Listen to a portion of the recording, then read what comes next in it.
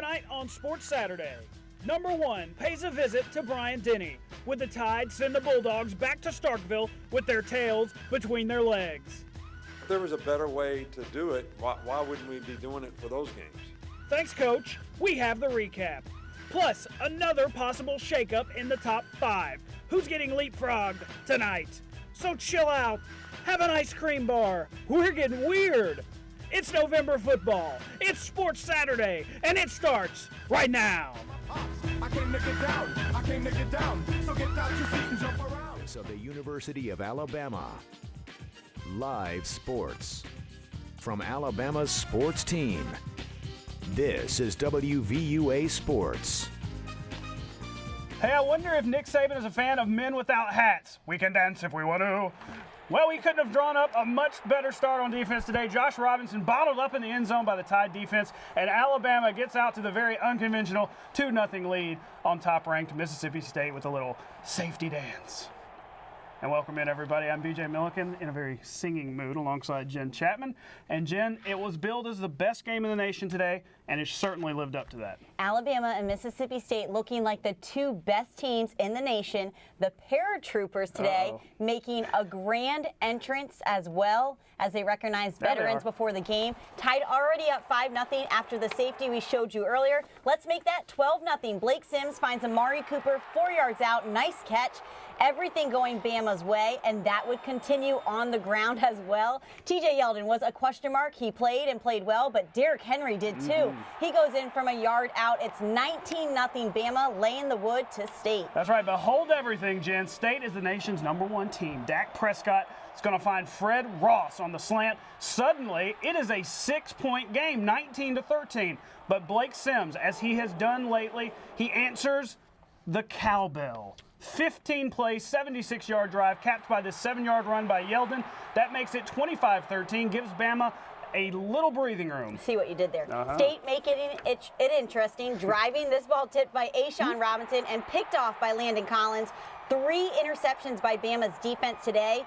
Dak did get back on the field and threw this 4-yard pass to Jamion Lewis to pull State within 5, and a final attempt at an onside kick recovered here by Alabama. Exciting play. Watch this. And yeah, the Tide would hold on for the 25-20 win over top-ranked Mississippi State.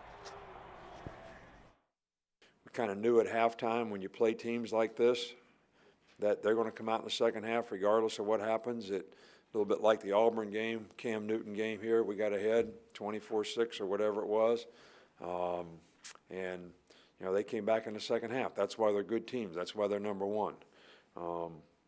You know, but our team's showing that they have an ability to do that, and we made plays when we had to make them today. And I think that was a sign of great competitive character from our team as well. Well, I mean, you got 101,000 people. They got, like probably like 35 NFL players on their team. They got a bunch of guys, NFL guys sitting on the bench that can't get a rep, and so I would imagine that they got a great coaching staff. They got a great football team. They got a tremendous amount of talent. 101,000 people in a tough place to come play. Besides that, I don't know what else would make it tough. There you go, Dan Mullen being pretty honest. Here's some numbers. Alabama outgained in this one by almost 100 yards, but 3 big turnovers by Dak Prescott was the difference. Amari Cooper now has the 4th most receiving yards in SEC history. A big game for Nick Perry and Reggie Ragland on the defensive side of the ball. Well, continuing our coverage of Alabama's big victory over Mississippi State, Gary Harris and Rodney Orr of TiderInsider.com. Guys. Thank you. I am with Rodney Orr from Tider Insider TV, and Rodney, Alabama guts out a 25-20 win over the #1 ranked and previously unbeaten Mississippi State Bulldogs. I tell you, the game had a little bit of everything. Alabama got off to a fast start. Third quarter, State dominated, but again, Alabama made the plays, particularly this game defensively with 3 interceptions, and did what it had to do to win. Well, I think you termed it perfectly. They gutted it out, and I think it was a total team effort. You look at special teams, you look at defense, how they contributed. Offense contributed significantly when they had to. I mean, you look at that 3rd down drive when Alabama really needed to put together something, Gary, and they went 76 yards, 13 plays. Again, Blake Sims converted 3 third downs on that particular drive, 1 with a pass to Yeldon and 2 tremendous scrambles. So, I mean, they performed when they had to defensively. They made interceptions. They picked Dak Prescott 3 times. times, one time in the end zone, one time at the 15, and one time at the Alabama 21. So, again, I mean, you really couldn't ask for much more. And I think the big thing about this, Gary, the key that I think a lot of people miss is it's coming off a very physical game against LSU.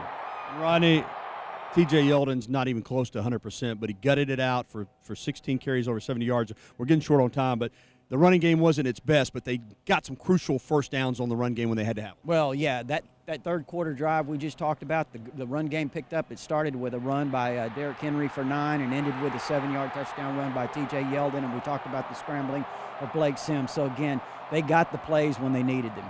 Alabama survives 25-20 over previously #1 and unbeaten Mississippi State. The Tide, I'm guessing, is a lock for the playoff top 4 in this week's poll. For Rodney Orr, I'm Gary Harris. Back to you guys in studio. Thanks, guys. Still more to come on Sports Saturday, including one of BJ's favorite plays in all of sports. That's right. It's our play of the day. I cannot wait. Plus, we're going to continue breaking down the big Alabama win, including Blake Sims. He's got that ice water in his veins. Another key fourth quarter drive. We'll hear from him and hear Nick Saban talking about where that drive ranks in Alabama football lore. We're coming back on Sports Saturday. Stay with us. If you know me at all, you know that I love fake field goals. Check this out. Casey Scourin of Arizona. It's a fake! He's a kicker! He's running! Touchdown Wildcats! It's our play of the day. Rich Rod and the Arizona Wildcats beat Washington by a single point, 27-26. Well, hey, no fake field goals needed in the Alabama game, but Blake Sims made sure that the Tide had the upper hand in the end. That's right. Number 6 made some key plays in this one, especially on the Tide's final scoring drive of the night. Fourth quarter, the Tide put together a drive with 15 plays for 76 yards, including 2 third-down conversions that Sims converted by not his arm, but by his feet. The drive was capped off with a 7-yard run from T.J. Yeldon that would give the Tide a 2-score advantage and took off 6 minutes off the clock. Coach Saban, very impressed. It was one of the greatest drives, in Alabama history probably, to go down there and make it a 2-score game, in the fourth quarter. The offense put a great drive together. Blake made 2 critical, third down conversions in that, scramble conversions, in that drive. Yeah, some plays began to break down, and Blake ran, and he converted with his feet. Just wanted to hit the open guy. If it wasn't there, find TJ or Derrick. I can't remember who was in, and just use my feet. And just happy that we was able to convert them third downs. I feel real good. I always feel good about third downs because that's what we work the most in practice. And Coach Kiffin prepares us so great during the week that we know that we're going to convert every third down. Nick Saban is now 5-0 against #1 ranked teams, the most of any coach in the poll era. Alabama is 7-4 all-time against a top-ranked opponent. That is not bad. So Alabama making a big step forward in the SEC West race. A win over Auburn in 2 weeks will send them to Atlanta. Absolutely, but Auburn, they have their own problems to worry about, specifically Georgia. The Dogs got Todd Gurley back in this game. Auburn was trying to bounce back from their second loss. A good start for the Tigers. Cameron Artis-Payne's going to take the handoff, go 26 yards down the sideline. Auburn up 7-zip. But those Dogs, they start barking. Here's Hudson Mason with the dart to Malcolm Mitchell. We're all tied up.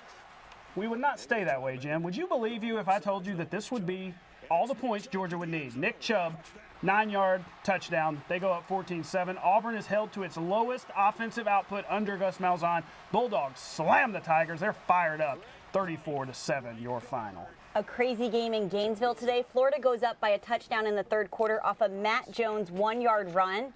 But in the fourth quarter, South Carolina would block the Gators' punt right here, coming up. And this puts themselves in great field position, and the Gamecocks would make good on it. Dylan Thompson pitches it to Mike Davis, who manages to hang on and sends this one to overtime. Gators settle for a field goal on their first drive, but the Gamecocks send Dylan Thompson in the end zone and leave Florida with a 23-20 win. There you go. Tennessee hosting Kentucky at Neyland. The Vols inching towards bowl eligibility. Josh Dobbs, the little drop off, Devon Pearson, he waltzes into the end zone. Look, he's like gonna walk. He's literally walking into the end zone, 21 yards.